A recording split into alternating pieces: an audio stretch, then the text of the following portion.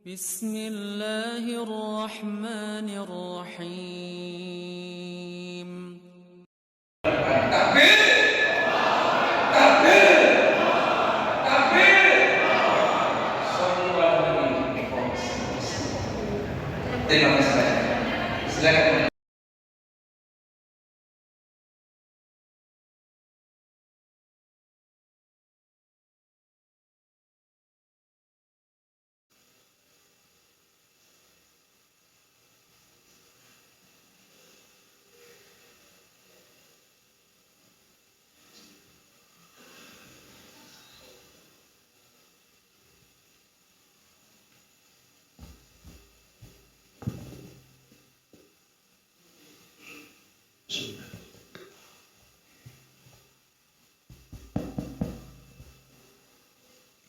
Bismillahirrahmanirrahim.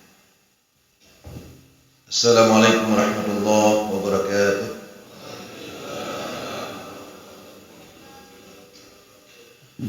Innal hamdalillah nahmaduhu wa nasta'inuhu wa nastaghfiruh wa na'udzu billahi min shururi anfusina wa min sayyiati a'malina.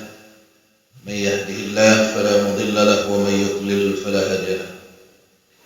Allahumma salli wa sallim ala sayyidina Muhammadin wa ala alihi wa sahbihi wa man tabi'ahu bi ihsanin ila yaumil qiyamah. Kita bersyukur kepada Allah Subhanahu wa taala atas nikmat yang Allah berikan kepada kita sampai hari ini. Allah berikan kita kenikmatan dalam semua sisi, bahkan sisi-sisi yang kita belum mengerti. Itu sebabnya tidak semua orang merasakan nikmat dalam hidupnya, bukan karena tidak ada kenikmatannya, tapi karena dia tidak paham bahwa itu nikmat juga. Itu sebabnya kita butuh ilmu yang dalam untuk memahami nikmat Allah Subhanahu wa taala. Dan orang-orang yang sudah paham ini akan tumbuh rasa syukur, paham bahwa ternyata semua harus kita syukuri. Karena semua adalah nikmat Allah, bahkan tak mampu untuk kita menghitungnya. Wa in ta'uddu ni'matallah la tuhsuha. Kalaupun kita coba untuk menghitung, enggak akan mampu kita. Salawat dan salam kita persembahkan kehadiran Nabi besar Muhammad sallallahu alaihi wasallam, Nabi yang Allah utus untuk kita untuk menyampaikan kebenaran, mengajarkan kita cara menghamba dan cara mensyukuri nikmat Allah Subhanahu wa taala. Sama-sama kita muliakan, kita hormati Pak Isi, Tungku Imum, Imum Gampung, Imum Masjid, Ketua BKN, guru-guru saya semuanya, wabil khusus sahabat saya Ustaz Jul. Saya merasa terhormat selalu diajak untuk bergabung dengan jamaah Arafah, jamaah yang membuat kita semakin mengenal Allah insyaallah. Arafah salah satu artinya adalah mengenal memang. Makanya nanti muncul ma'rifatullah, kita mengenal siapa sebenarnya Allah. Dan kita beruntung juga hari ini kita berada di Baitul Kiram. Baitul Kiram. Tadi Ustaz Jul mengatakan minggu depan, Ahad depan di Baitul Muqarrabin. Dekat. Kalau ini jauh, tapi ini mulia. Kiram itu artinya mulia. Baitul Kiram itu berarti rumah yang mulia. Memang yang mulia itu harus kadang-kadang kita tempuh dengan perjuangan. Tidak ada yang mulia itu kita dapat dengan gampang. Kemuliaan itu biasanya baru kita dapatkan setelah kita bersusah-susah. Maka kita baru dimuliakan. Muhammad SAW itu dibuat oleh Allah sesusah-susahnya, sebelum kemudian Allah muliakan Muhammad sallallahu alaihi wasallam. berada di tempat yang tidak pernah didatangi oleh manusia. Nama tempatnya Sidratul Muntaha. Jadi sidang jamaah yang dirahmati Allah Subhanahu wa taala, memang enggak salah pilih tempat ini. Jauh kita ke sini. Tapi dalam perjalanan saya tadi ke sini, mobil yang berbarengan dengan mobil saya tadi, saya hitung 7 menuju ke sini. Termasuk satu di antaranya truk bawa sayur. Satu di antaranya truk tadi, maksudnya L300. Itu salah satu. Saya pikir L300 mau ke sini juga. Rupanya dia menuju ke pasar. Mudah-mudahan ada tempat sholat juga di pasar. Sidang jemaah yang dirahmati Allah Subhanahu wa taala, seperti yang kita sebutkan, susah memang. Bersusah-susah kita menuju kemuliaan, dan itu yang dipraktikkan oleh Rasul sallallahu alaihi wasallam. Kenapa kita harus susah, atau kenapa Rasul dibuat susah oleh Allah sebelum diajak oleh Allah untuk naik ke Sidratul Muntaha, bertemu langsung dengan Allah Subhanahu wa taala? Kenapa dibuat susah? Karena sidang jemaah yang dirahmati Allah Subhanahu wa taala, Allah menunggu pernyataan dari seorang hamba. Dan pernyataan itu adalah penghambaan tertinggi seseorang ketika dia mengaku di hadapan Allah, ya Allah, aku susah. Ya Allah, aku lemah. Ya Allah, aku tak berdaya. Ya Allah, aku tak punya apa-apa. Itu kalimat-kalimat yang Allah sangat suka. Tadi zikir yang dipimpin oleh Ustaz Zul, apa bunyinya coba? Semuanya tadi isinya, ya Allah, aku enggak tahu. Ya Allah, aku lemah. Ya Allah, aku kotor. Subhanallah, apa maknanya? Maha suci Allah. Secara tidak langsung apa kita bilang? Engkau maha suci ya Allah. Kalau aku kotor, aku berlumur dosa, yang maha suci cuma Engkau saja ya Allah. Kemudian alhamdulillah, apa maknanya? Karena itu segala puji-pujian itu hanya pantas diberikan kepadamu ya Allah. Aku tak pantas dipuji. Karena itu sehebat apapun kita, tak pantas ada pujian yang kita terima. Jadi ketika ada orang yang memuji, selalu orang yang sadar bahwa dia tidak punya apa-apa, ketika dipuji itu langsung mengucap alhamdulillah. Apa makna alhamdulillah? Bukan berarti, ya betul, aku pantas dipuji. Bukan. Waktu dipuji sama orang, alhamdulillah, itu maknanya apa? Jangan puji aku. Karena segala puji hanya pantas dikembalikan kepada Allah. Segala puji-pujian hanya pantas diberikan kepada Allah. Dan habis itu jangan ambil untung lagi tapi. Ada orang juga setelah dipuji, alhamdulillah juga pertama, tapi di ujung ambil untung. Misal, kalau kita ngomong sama BKM, kalagak masjidnya, hayu BKM berarti. Ya. Kemudian kata BKM, alhamdulillah. Ya enak kamu tuh, enak tuh. Pimnya pertama, tidro kerja. Ya. Ya kamu coba loh ujung. Kamu coba. Padahal pernah kamu tuh. Yang kan koma titik, kan? Ada yang lagak ke masjidnya, katrip anak bujaknya, lagi yang orang di masjidnya. Alhamdulillah. Bukan BKM yang hebat, tapi itu balikkan pujian kepada Allah. Udah titik di situ, ya. Jangan tambah lagi. Apapun yang ditambah bisa jadi kacau. Jadi itu pengakuan itu tadi. Alhamdulillah. Tidak ada yang pantas kita puji kecuali Allah.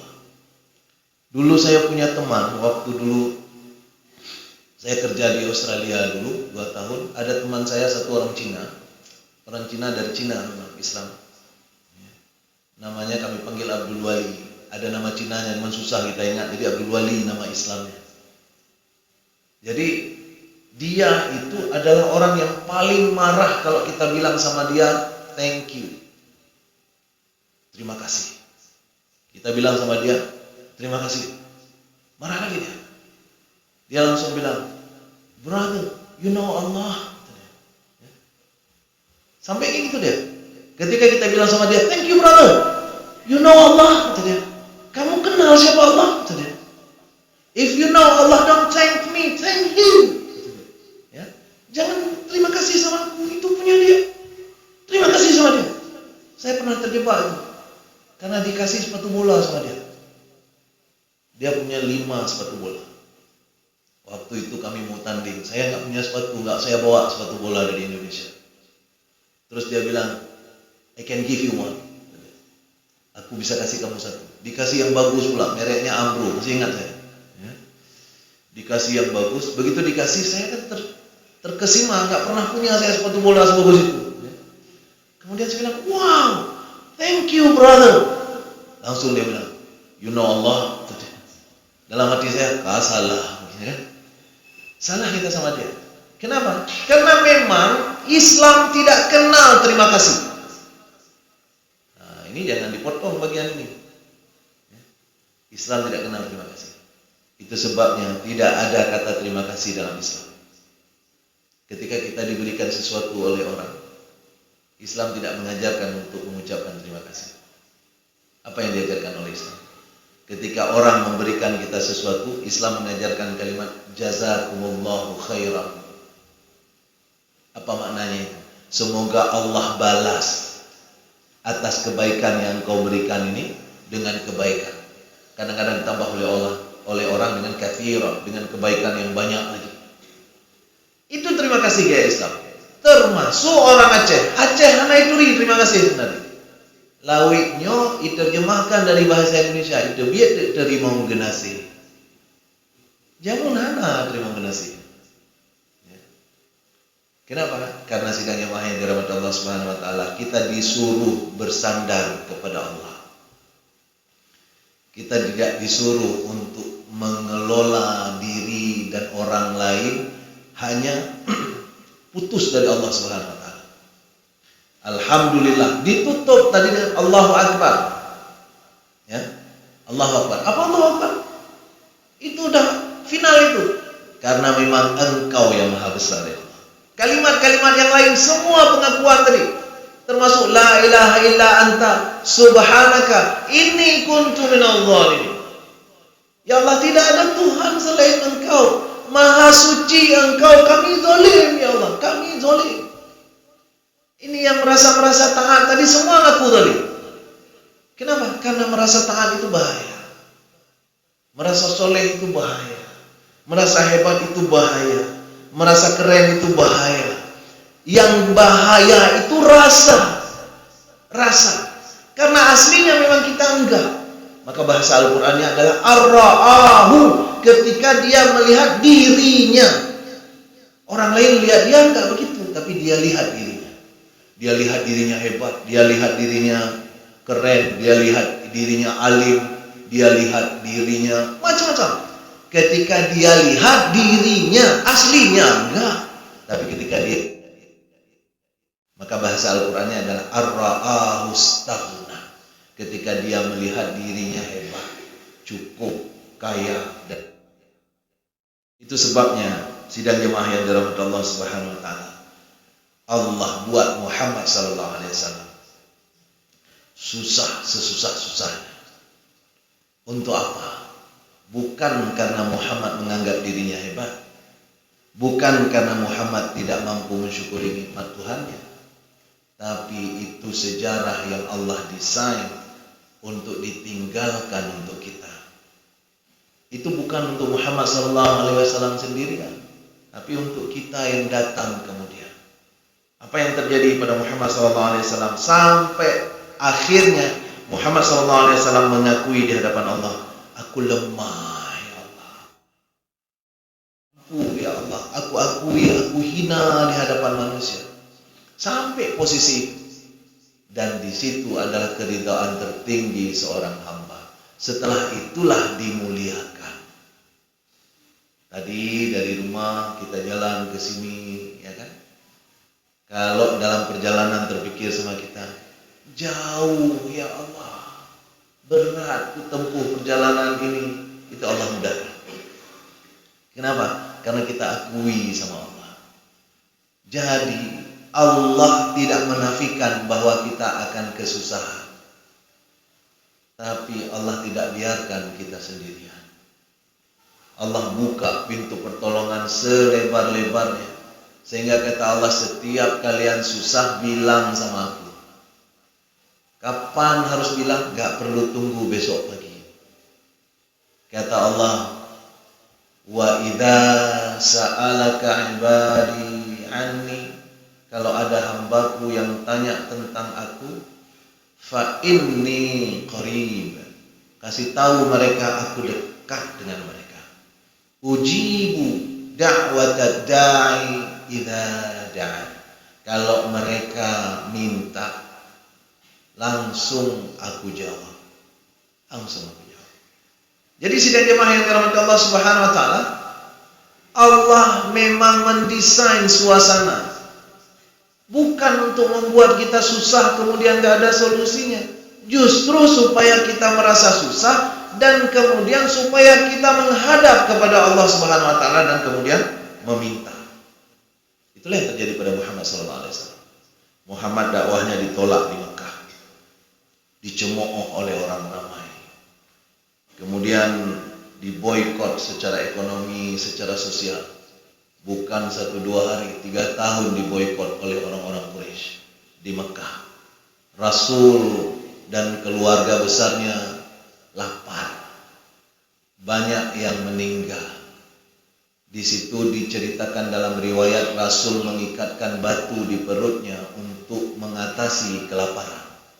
Sampai sebegitunya Rasul menderita dibuat oleh mereka. Diizinkan oleh Allah kejadian ini. Allah izinkan kejadian ini berlangsung pada diri Nabi. Dan itu belum selesai. Kemudian meninggal Abu Thalib, pelindung politik dari Nabi SAW. Karena walaupun Abu Thalib bukan orang Islam, tapi Abu Thalib berada paling depan untuk melindungi Muhammad SAW. Silakan berdakwah anakku, aku yang akan melindungimu. Kalau ada apa-apa bilang sama aku.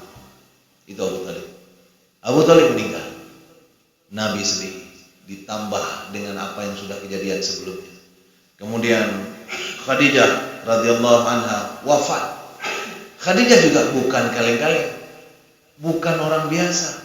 Ini Khadijah adalah orang yang digunakan oleh Rasul untuk menumpahkan semua curhat pada Khadijah.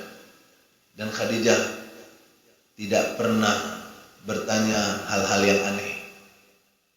Ketika setiap saat Rasul berbicara, Khadijah selalu menenangkan. Termasuk ketika Rasul sangat khawatir Allah sudah meninggalkannya.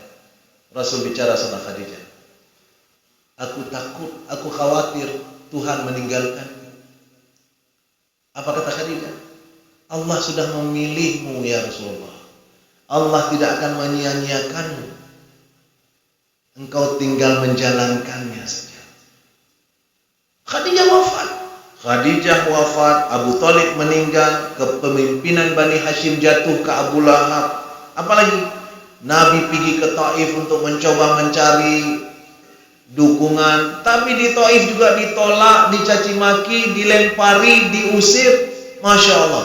Kalau kita berada pada posisi itu sidang jamaah, kayaknya beli tali kita, beli tali gantung di pintu. Ya. Kalau kita depresi, kita stres, kita mungkin itu alasannya kita nggak jadi nabi. Ya. Muhammad SAW berada pada kondisi yang demikian. Apa yang terjadi kemudian? Muhammad SAW mengadu kepada Allah Subhanahu Wa Taala. Apa kata Nabi SAW? Allahumma ilaika ashku da'fa quwwati. Ya Allah. Nah itu dia yang kita baca tadi, yang dipimpin oleh Ustaz Jul tadi, itu adalah bagian dari itu. Ya Allah, hanya kepadamu aku mengadu kelemahan kekuatanku. Artinya apa? Aku tak punya kekuatan ya Allah, nggak punya kekuatan ya Allah. Wa qilta hilati wa hawani 'alan nas. Aku hina ya Allah di hadapan manusia, aku tidak berdaya ya Allah. Aku Aku tidak mampu melakukan apa-apa ya Allah. Itu Nabi lakukan, Nabi baca setelah Nabi mendapatkan peristiwa pengusiran di Taif. Kemudian kata Nabi SAW, Anta Rabbul Mustad'afi, Engkaulah ya Allah, Tuhan kami yang lemah ini. Engkaulah Tuhan kami yang lemah ya Allah. Wa anta Rabbi, dan Engkau Tuhanku. Artinya apa? Nabi tahu persis tidak ada tempat untuk mengadu kecuali Allah Subhanahu wa taala. Dan setelah itulah Isra Mi'raj terjadi. Setelah itulah Allah memuliakan sang Nabi. Itu sebabnya kata Allah di dalam Al-Quran jelas sekali. Am hasibtum an tadkhulul jannah, apakah kalian merasa akan masuk ke dalam surga? Sementara walamma ya'tikum matalul ladzina khalau min qablikum, sementara belum datang kepada kalian apa yang sudah pernah didatangkan oleh Allah kepada orang-orang sebelum kalian yang berat-berat. Apa itu? Masathumul ba'sa wadh-dharra wa zulzilu. Pertama dibuat satu, ditambah lagi sampai goyang. Zulzilu itu artinya Bapak Ibu, itu goyangannya itu tidak sekali tapi berulang-ulang. Artinya apa? Pertama dikasih sedikit, disebut di dalam Al-Quran dengan baksa, itu sedikit. Memang sudah mulai terasa tapi sedikit. Makanya orang-orang kan sering mengatakan la ba'as, ya, nggak apa-apa, ini cuma sedikit, ya. Begitu kita mau pulang, hujan, la ba'as, itu cuma sedikit. Tapi begitu kita masuk ke dalam hujan, disambar oleh petir, itu sudah masuk ke bagian kedua. Yang kedua disebut di dalam Al-Quran wadh-dharra, sudah mulai dihimpit oleh sesuatu yang lebih berat daripada yang sebelumnya. Yang ketiga wazulzilu, yang ketiga sudah mulai goyang kita, sudah mulai panik kita, sudah mulai depresi kita, sudah mulai stres kita. Dan pada posisi itu kata Allah, apa yang Allah tunggu sebenarnya? Yang Allah tunggu adalah hatta, kata Allah di dalam Al-Quran, di dalam surah Al-Baqarah ayat 214 ini, hatta yaqulur rasul walladzina amanu ma'ah mata nasrullah. Yang Allah tunggu apa? Yang Allah tunggu Rasul dan orang-orang mukmin akan berkata, kapan datang pertolongan Allah? Tidak berharap pertolongan orang lain.